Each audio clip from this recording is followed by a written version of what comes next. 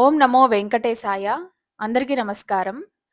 కొత్త బైక్ లేదా కారు తీసుకున్నప్పుడు ఆ వాహనానికి ఎప్పుడూ ప్రమాదం జరగకుండా ఉండాలంటే, ఈ ఆలయానికి తప్పకుండా వెళ్ళాలని వేలాది మంది భక్తులు నమ్ముతారు. ఈరోజు వీడియోలో మనం ఈ ఆలయం ఎక్కడుంది, అలాగే ఈ ఆలయం గురించి మరికొన్ని ఆధ్యాత్మిక, అలాగే చారిత్రక విశేషాలు తెలుసుకుందాం. ఆంధ్రప్రదేశ్‌లోని కాకినాడ జిల్లా తుని సమీపంలో ప్రకృతి అందాల మధ్య వెలసిన తలుపులమ్మలోవ అమ్మవారి ఆలయంలో ఒక ప్రత్యేకమైన ఆచారం ఉంది. ఇక్కడ అమ్మవారిని దర్శించుకొని మీ వాహనానికున్న నెంబర్ ప్లేట్‌ను ఆలయం వద్ద ఉన్న పవిత్ర చెట్టుకు కడితే ప్రయాణాల్లో రక్షణ లభిస్తుందని భక్తుల విశ్వాసం.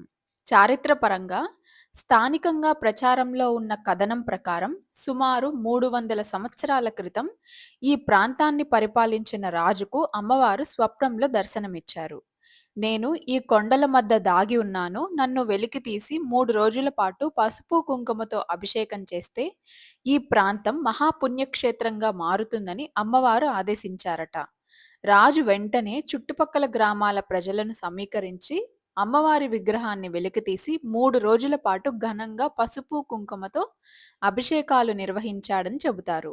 అప్పటి నుంచి ఈ ఆలయ మహిమలు దేశమంతా ప్రసిద్ధి చెందాయి.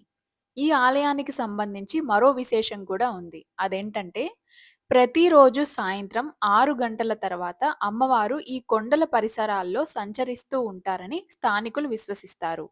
అందుకే కొత్త వాహనం కొనుగోలు చేసిన వారు ముందుగా ఈ ఆలయానికి వచ్చి ప్రత్యేక పూజలు చేయిస్తారు. అలాగే కొంతమంది తమకు ఉన్న పాత వాహనం నెంబర్ ప్లేట్‌ను లేదా కొత్త వాహనం కొనుగోలు చేశాక ఆ కొత్త వాహనం నెంబర్ ప్లేట్ ప్రతిరూపాన్ని ఆలయం వద్ద ఉన్న చెట్టుకు కడతారు.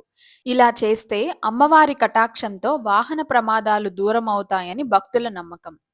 ప్రకృతి అందాలు, ఆధ్యాత్మిక ప్రశాంతత, భక్తుల విశ్వాసం ఈ 3 కలిసిన అద్భుత క్షేత్రమే తలుపులమ్మలోవ. మీరు కూడా ఒక్కసారి వీలైతే ఈ పవిత్ర ఆలయాన్ని దర్శించి అమ్మవారి ఆశీస్సులు పొందండి. ఇలాంటి అరుదైన దేవాలయ విశేషాలు తెలుసుకోవాలంటే మా ఛానల్‌ను సబ్స్క్రైబ్ చేసుకొని, వీడియో నచ్చితే లైక్ చేయండి, మీ స్నేహితులతో షేర్ చేయండి. అలాగే కామెంట్ సెక్షన్‌లో జై తలుపులమ్మ తల్లి అని కామెంట్ చేయండి.